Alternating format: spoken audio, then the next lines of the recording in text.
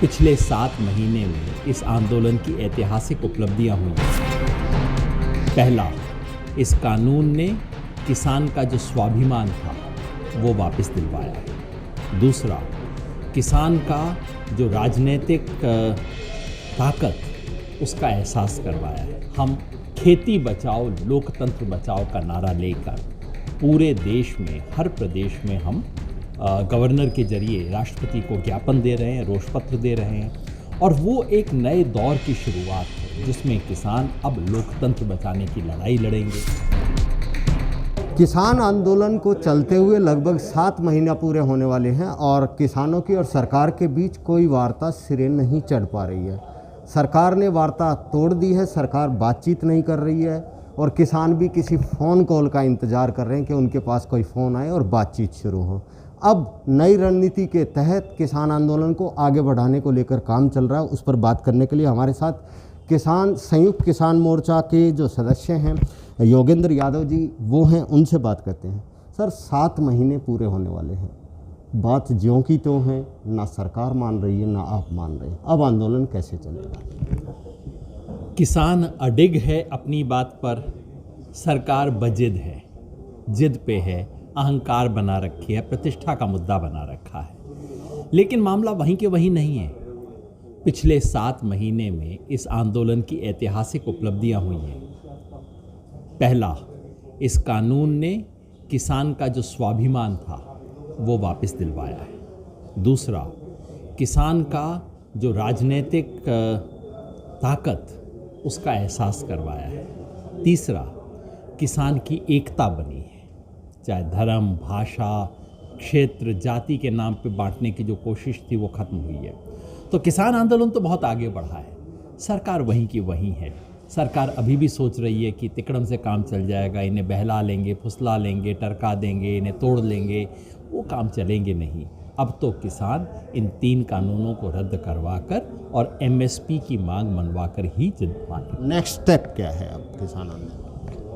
हमने सोचा था हम आएंगे, अपनी बात रखेंगे, सरकार मान लेगी, लेकिन 7 महीने तक जब नहीं मानी और जब इस देश में लोकतंत्र की जड़ खोदने पे तुली हुई है, तो अब किसान ने जिम्मेवारी ली है कि भाई इस देश में लोकतंत्र को बचाने की जिम्मेवारी भी हमें ही उठानी पड़ेगी। इसलिए जो 26 तारीख आ रही है जिसमें किसान आंदोलन के 7 महीने पूरे हो जाएंगे और देश इसे इमरजेंसी दिवस के रूप में भी मनाता है, तो उस दिन हम खेती बचाओ लोकतंत्र बचाओ का नारा लेकर पूरे देश में, हर प्रदेश में हम गवर्नर के जरिए राष्ट्रपति को ज्ञापन दे रहे हैं, रोष पत्र दे रहे हैं। और वो एक नए दौर की शुरुआत है जिसमें किसान अब लोकतंत्र बचाने की लड़ाई लड़ेंगे। देश के तमाम ऐसे लोग जो लोकतंत्र बचाने के लिए लड़ रहे हों, चाहे वो मजदूर हों, विद्यार्थी हों, युवा हों, महिला हो, अल्पसंख्यक, दलित, आदिवासी, सबके साथ मिल के लड़ाई लड़ेंगे। और इस लड़ाई में अब किसान की और देश की जीत निश्चित है। 26 जून ही क्यों तय किया गया? आप ये कह रहे हैं कि इमरजेंसी दिवस मनाया जाता, तो इस लिहाज से तो आप ये मानते हैं कि अब भी इमरजेंसी है देश में? आज तो इमरजेंसी से बुरी हालत है। इमरजेंसी को हम कहते हैं आपातकाल। आपातकाल में कम से कम ये एक भावना है कि भाई कुछ दिन के लिए कर रहे हैं, अपवाद है। सामान्यतः तो हम ये करते हैं, लेकिन आपातकाल आ गया इसलिए थोड़ा सा दूसरा काम करना पड़ रहा है। आज तो इस देश में आपातकाल को सामान्य काल बना दिया गया है कि ये तो होगा ही, पत्रकारों पे इतनी बंदिश तो होगी ही, जुडिशरी को तो डराया जाएगा ही, कोई भी सरकारी अफसर खुला तरीके से बोल नहीं सकेगा और जो सरकार के खिलाफ बोलेगा उसको जेल में डाला ही डाला जाएगा। ये सामान्य काल बना दिया गया है। तो मैं तो समझता हूँ ये तो बहुत ज़्यादा खतरनाक स्थिति है और इसीलिए हमने 26 जून का दिन चुना, जो दिन इमरजेंसी को लागू करने का दिन है और इस बात को याद दिलाता है कि हिंदुस्तान की जनता ने उस इमरजेंसी को रिजेक्ट किया और इमरजेंसी को लादने वाली इंदिरा गांधी को धूल चटाई थी। उस इमरजेंसी दिवस पे हम लोकतंत्र को रक्षा करने का इस अभियान की शुरुआत करना चाहते हैं। यादव साहब, सरकार तो ये मान रही है अब ये किसान आंदोलन बचा ही नहीं है। वो लोग ये कहते हैं, योगेंद्र यादव जैसे लोग, कम्युनिस्ट पार्टी के लोग, कांग्रेस पार्टी के लोग और अन्य राजनीतिक दल सिर्फ हाइप दे रहे हैं भारतीय जनता पार्टी और उनके गठबंधन की सरकार को गिराने के लिए या नीचा दिखाने के लिए। ये तो बेचारे पहले दिन से कह रहे हैं। अगर इस आंदोलन के साथ जनता नहीं होती तो परसों हरियाणा के मुख्यमंत्री को मोरनी हिल्स जाना था। कितना है, 35-40 किलोमीटर होगा। सड़क से क्यों नहीं चले गए? हिम्मत नहीं हुई। एक हेलीपैड नहीं, दो हेलीपैड बनवाए। एक जहां किसानों को प्रोटेस्ट करवाया जानेगा और दूसरा जहां चोरी से मुख्यमंत्री अपना हेलीकॉप्टर उतारेंगे। जिस मुख्यमंत्री को 40 किलोमीटर दूर हेलीकॉप्टर से चोरी से उतरना पड़ता है, वो मुख्यमंत्री कहता है जनता साथ नहीं है। अगर हमारे किए होता, अगर सिर्फ कुछ पार्टियों के जरिए ही होता तो ये आंदोलन 7 महीने नहीं टिकता। सच ये है कि अब हर दिन हरियाणा, पंजाब, पश्चिमी उत्तर प्रदेश और राजस्थान तो हो ही चुका, हर दिन अब ये और आगे बढ़ता जा रहा है, इनकी नाक में दम होता जा रहा है। सच ये है कि इनके मंत्रियों, विधायकों के पास वापस अपने गांव में जाने का मुंह नहीं बचा है। ये सच्चाई है और इसलिए घबराए घूम रहे हैं। यादव साहब, आप लोगों के ऊपर एक आरोप और लग रहा है कि आपने टीकरी बॉर्डर है, सिंगू बॉर्डर है, यहाँ पर काम धंधों को बिल्कुल ठप कर दिया है। यहाँ का इंडस्ट्रियल जोन आपके आंदोलन की वजह से बंद पड़ा है। लोग जो आसपास के गांव के हैं वो पंचायतें करने लगे हैं कि हमें रास्ता दिया जाए। भाई, हमने बंद नहीं किया है, तो सुप्रीम कोर्ट ने पूछा था, मैं अपने मुंह से नहीं कह रहा। सुप्रीम कोर्ट ने सरकार से पूछा था कि अच्छा किसानों ने सड़क बंद की है। सॉलिसिटर जनरल जवाब नहीं दे पाया, क्योंकि सच्चाई ये है कि हमने तो बंद की नहीं, सरकार ने बैरियर लगाए हैं। सरकार आज बैरियर उठा दे, हमें जहाँ जाना है हम आगे चले जाएंगे। हमें अपनी बात संसद तक पहुँचानी है, देश तक पहुँचानी है, हम जाके अपनी आवाज़ उठाएंगे। इन बेचारे सिंगू वालों को तंग करना, टिकरी वालों को तंग करना हमारा उद्देश्य थोड़ा ही है। मैं तो उनका हाथ जोड़ के धन्यवाद करना चाहता हूँ, कृतज्ञता व्यक्त करना चाहता हूँ कि उन्होंने 7 महीने तक सिर्फ हमें झेला नहीं, हमें तो मेहमान की तरह बैठा के रखा है, इतना प्यार दिया है। और ये जो पंचायत वगैरह हो रही है ना, ये प्रायोजित पंचायत है। ये आरएसएस बीजेपी वाले ढूंढ रहे हैं, स्थानीय गुंडों को ढूंढ रहे हैं, जाति के समीकरण बना रहे हैं। ये डिवाइड एंड रूल का राज जो अंग्रेज़ों ने किया था, वही खेल बीजेपी कर रही है। अंग्रेज़ों की भी नहीं चली, बीजेपी की भी नहीं चली। राजनेताओं ने कानून बनाया, संसद में कानून बना, जो एमपी थे उन्होंने साइन किया, फिर आम पब्लिक को दिक्कत क्यों? उनके घर के सामने क्यों नहीं बैठते आप लोग? क्या उनके घरों के सामने बैठ के आप लोग अपना विरोध जताएं? सड़कों को क्यों बंद कर रखा है? सड़कें तो खोल दी जानी चाहिए, बहुत दिक्कतें हैं, मरीज को भी जाना है और सारी चीज़ें हैं, सप्लाई है, देश की राजधानी को सप्लाई जाती है। आप बिल्कुल सही कह रहे हैं, आप गलत व्यक्ति को कह रहे हैं। ये सवाल आपको देश के होम मिनिस्टर से कहना चाहिए, ये आपको हरियाणा के मुख्यमंत्री से कहना चाहिए। सड़कें क्यों बंद कर रखी हैं? हमें कोई शौक है शाहजहाँपुर में बैठने का, शौक है टिकरी बॉर्डर पे बैठने का, वो आज सड़क खोल दें, हम आगे चले जाएंगे, हम तो तंग करना नहीं चाहते। ये तो सरकार से पूछिए ना, बहुत अच्छा सवाल पूछ रहे हैं आप, ये जरा मुख्यमंत्री जी से पूछो। अब तो आपके आंदोलन में कुछ ऐसी घटनाएं भी होने लगी हैं। एक लड़की थी जिसके साथ रेप का मामला सामने आया था, एक व्यक्ति था जिसके ऊपर तेल डालकर जलाया गया, ऐसे आरोप लगे। तो इस तरह की घटनाएं, जितना लंबा आंदोलन चल रहा है तो कुछ ना कुछ घटनाएं घटित होती हैं, उससे आंदोलन को भी दिक्कतें आ सकती हैं।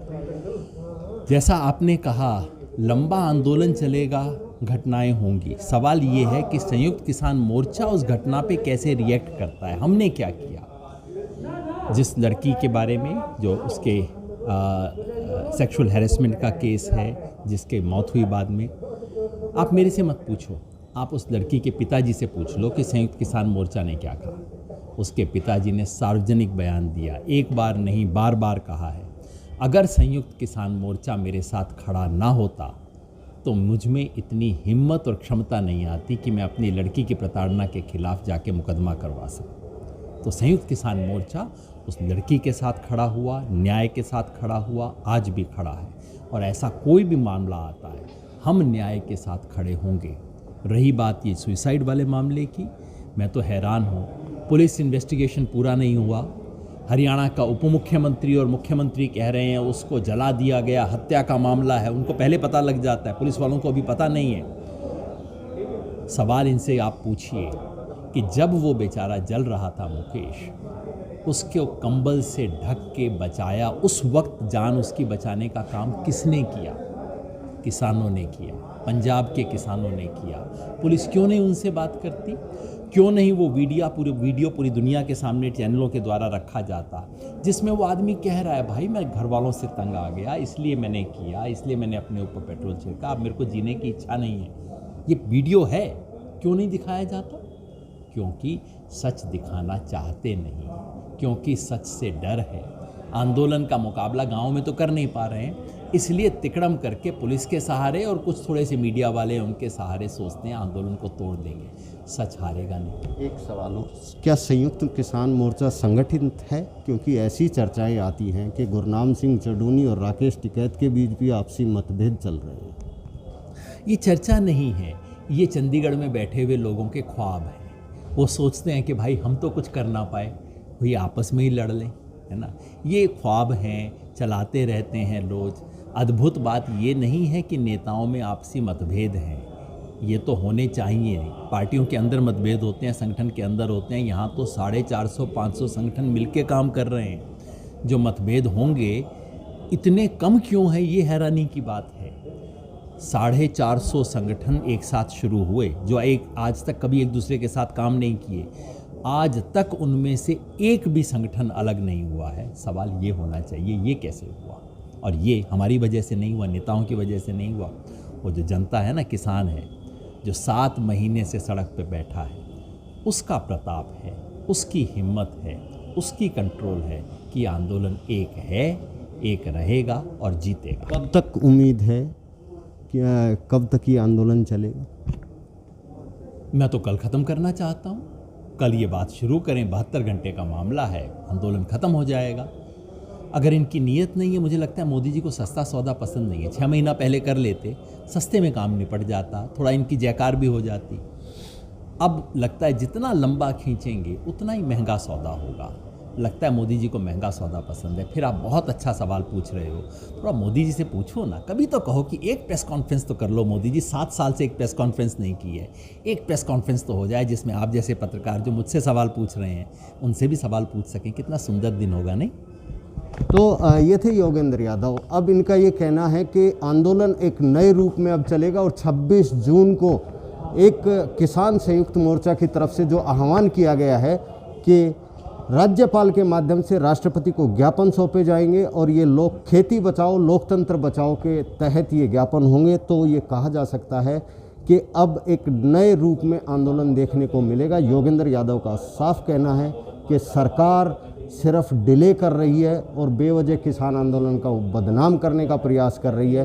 सरकार बातचीत शुरू करे, 72 घंटे का मामला है और वो इस मुद्दे को तभी निपटा देंगे, लेकिन सरकार बातचीत के मूड में नहीं है और इस आंदोलन को लंबा खींचना चाहती है। लेकिन किसान अड़िग है, ये योगेंद्र यादव का कहना है और उनका ये कहना है कि जब तक 3 कृषि कानून वापस नहीं होंगे आंदोलन इसी तरह से चलता रहेगा। कैमरामैन विक्रम के साथ मैं दीपक भारद्वाज, पंजाब केसरी टीवी, रोहतक। हमसे जुड़े रहने के लिए हमारे YouTube चैनल को सब्सक्राइब करें और नई वीडियो की नोटिफिकेशन के लिए बेल आइकॉन को दबाएं।